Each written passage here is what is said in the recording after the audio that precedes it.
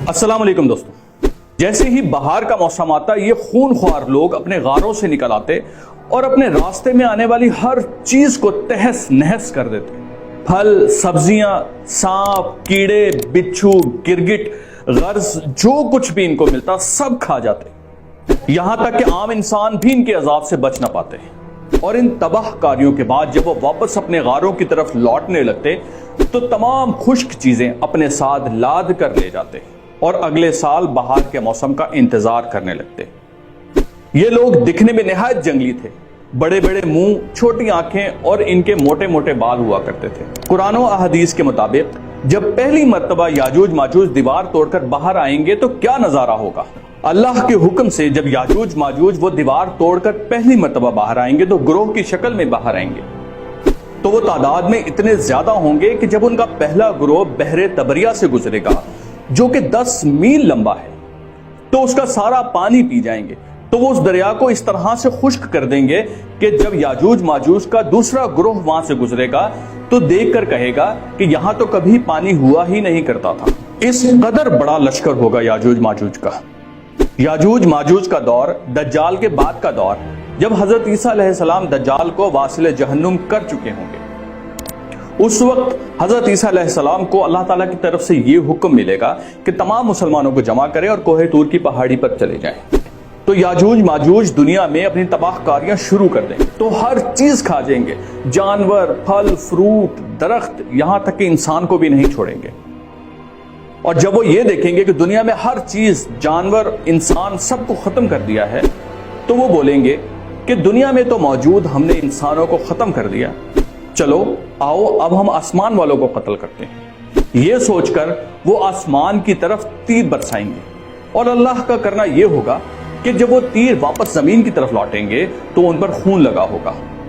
यहां जमीन पर याजूज माजूज अपने फसाद में मसरूफ होंगे और वहां हजरत ईसा अलैहिस्सलाम अपने मुसलमान साथियों के साथ कोहे तूर पर महफूज होंगे और वो अल्लाह ताला से इस फितने से निजात की दुआ करेंगे। और उनकी दुआ की बरकत इतनी होगी कि अल्लाह ताला याजूज माजूज की गर्दन में एक ऐसा कीड़ा पैदा कर देंगे कि आहिस्ता आहिस्ता देखते देखते सारे के सारे याजूज माजूज मरना शुरू हो जाएंगे। जब हजरत ईसा अलैहिस्सलाम अपने मुसलमान साथियों के साथ कोहे तूर की पहाड़ी से नीचे आएंगे तो नजारा देखेंगे कि पूरी जमीन याजूज माजूज की लाशों से भरी पड़ी है और इस हद तक भरी हुई है कि एक बालिश्त भी जमीन नजर नहीं आती। हर तरफ बदबू ही बदबू है। तो हजरत ईसा अलैहिस्सलाम अल्लाह ताला से दुआ फरमाएंगे कि इस जमीन को इनकी लाशों से पाक कर दे। तो उनकी दुआ की बरकत से अल्लाह ताला ऐसे परिंदे भेजेगा जिनकी गर्दनें ऊंटों जैसी होंगी। वो इन याजूज माजूज की लाशों को उठाकर ले जाएंगे। कहां लेकर जाएंगे? जहां अल्लाह ताला की रजा होगी। फिर अल्लाह ताला बारिश फरमाएंगे और इतनी बारिश होगी कि जमीन मसाफी लेवल हो जाएगी, धुल के साफ हो जाएगी। फिर अल्लाह जमीन को हुक्म देगा कि सब्जियां और फल उगाओ और इतनी कसीर तादाद में फल और सब्जियां पैदा होना शुरू हो जाएंगी। ये याजूज माजूज कौन है? इनकी तारीख क्या है? ये किन इलाकों में फैले हुए थे और इनको किसने इस दीवार के पीछे कैद किया? ये हजरत जुल्करनैन का दौर था। हजरत जुल्करनैन दुनिया के उन 4 लोगों में शामिल हैं जिन्होंने पूरी दुनिया पर हुकूमत कायम की थी। इन 4 लोगों में 2 लोग काफिर थे, एक नमरूद और एक बख्त नसर। एक अल्लाह के नबी थे हजरत सुलेमान अलैहिस्सलाम और एक हजरत जुल्करनैन। हजरत जुल्करनैन नबी नहीं थे, लेकिन कुरान मजीद में इनका तफसील से जिक्र है। हजरत नूह अलैहिस्सलाम के 3 बेटे थे, साम, हाम और याफिस। हजरत जुल्करनैन हजरत नूह अलैहिस्सलाम की औलाद साम में से थे, जो हजरत खिजर अलैहिस्सलाम के खालाजाद भाई भी थे। कुरान मजीद में हजरत जुल्करनैन के 3 सफरों के बारे में जिक्र किया गया है। पहला सफर मगरिब की तरफ, दूसरा मशरिक की तरफ और तीसरा शुमाल की जानिब। और आज हम बात करेंगे उनके तीसरे सफर, जो कि हमारे आज के टॉपिक से रिलेटेड है, याजूज माजूज के एक किस्से को बयान करता है।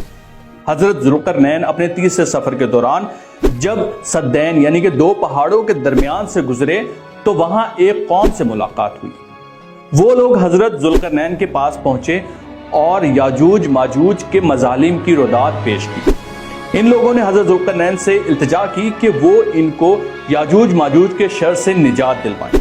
اور اس کے عوض ان لوگوں نے حضرت ذوالقرنین کو مال و اسباب یا سالانہ خراج کی پیشکش بھی کی۔ انہوں نے کہا کہ مجھے آپ کی صرف ایک چیز چاہیے، وہ بھی مین پاور۔ مجھے آپ لوگوں کی جسمانی قوت اور محنت چاہیے تاکہ ہم مل جل کر کچھ کر سکیں۔ دوستو، میں آپ کو یہاں بتاتا چلوں کہ یاجوج ماجوج بھی حضرت نوح علیہ السلام کی اولاد یافیس بن نوح کی اولاد میں سے تھے، جو شمال کی جانب پہاڑیاں کراس کر کے پھیل گئے اور اسی طرح اپنی زندگی گزارنے لگے۔ اگر ہم آج کے دور پر نظر دوڑائیں تو چین اور اس کے ارد گرد دیگر ممالک بھی اسی چین میں آتے ہیں۔ یہ ایک فسادی گروہ تھا جو تعداد میں آہستہ آہستہ بہت زیادہ ہو گئے۔ یہ فطرتاً خون خوار اور وحشی قسم کے لوگ تھے جو ہر قسم کی چیزوں کو چیر پھاڑ کر کے رکھ دیتے تھے۔ بہرحال حضرت ذوالقرنین نے ان تمام لوگوں کو پہاڑی کے نیچے جمع کیا اور کہا کہ ان دونوں پہاڑوں کے درمیان میں کھدائی کرنا شروع کر دی، اور کھدائی اس حد تک گئی کہ نیچے سے پانی نکل آیا۔ پھر اس کھدائی کی تہ سے لے کر پہاڑی کی چوٹی تک لوہے کے تختوں کی ایک تہ لگوا دی گئی اور ان کے درمیان میں تانبا، لکڑیاں اور کوئلہ بھر دیا گیا، اور اس کے بعد اس کو آگ لگا دی گئی۔ اس آگ لگانے کا نتیجہ یہ ہوا کہ تانبا پگھل کر لوہے کے ساتھ مل کر اس حد تک سخت ہو گیا کہ اس کا حوالہ دینے کے لیے آج ہم کوئی مثال پیش نہیں کر سکتے۔ اب جب دیوار کی تعمیر مکمل ہو گئی تو یاجوج ماجوج کی قوم دیوار کے اس طرف اور حضرت ذوالقرنین اور عام آدمی دیوار کے اس طرف موجود تھے، اور احادیث کے مطابق یاجوج ماجوج کا ظہور اس طرح سے ہوگا کہ یہ یاجوج ماجوج روزانہ دیوار کی طرف آتے ہیں اور اس کو توڑنے کی کوشش کرتے ہیں، اور توڑ کر شام کو تھک ہار کے واپس چلے جاتے ہیں یہ کہہ کر کہ کل ہم اس کو دوبارہ توڑیں گے۔ تو جب وہ اگلے روز آتے ہیں تو دیکھتے ہیں کہ دیوار ویسی ہی ہے جیسی توڑنے سے پہلے تھی۔ وہ پھر توڑنا شروع کرتے ہیں، اور روزانہ کی بنیاد پر وہ آتے ہیں اور توڑ کر چلے جاتے ہیں، اور اگلے دن دوبارہ ان کو دیوار ویسی ہی ملتی ہے جیسی توڑنے سے پہلے تھی، یعنی کہ بالکل ان ٹچ۔ لیکن جب اللہ کا حکم آئے گا تو وہ دیوار توڑنا شروع کریں گے، اور جب شام ہو جائے گی تو ان میں سے ایک شخص یہ کہے گا کہ انشاءاللہ کل ہم دوبارہ توڑیں گے اس کو۔ تو وہ انشاءاللہ کی برکت ایسی ہوگی کہ جب وہ اگلے روز آئیں گے تو دیوار اتنی ہی ٹوٹی ہوئی ملے گی جتنی وہ پچھلے روز چھوڑ کر گئے تھے۔ تو اس روز وہ تھوڑی سی اور محنت کر کے توڑیں گے اور وہ باہر نکل آئیں گے۔ اللہ تعالی ہم سب کو اس فتنے سے محفوظ رکھے، اور آج کل کے دور میں بھی جو فتنے ہیں اللہ تعالی ہمیں ان سے بھی محفوظ رکھے، آمین۔ اگر آپ کو میری یہ ویڈیو پسند آئی ہو تو میرے چینل کو سبسکرائب کریں، لائک کریں، کامنٹس کریں اور اپنے دوستوں کے ساتھ ضرور شیئر کریں۔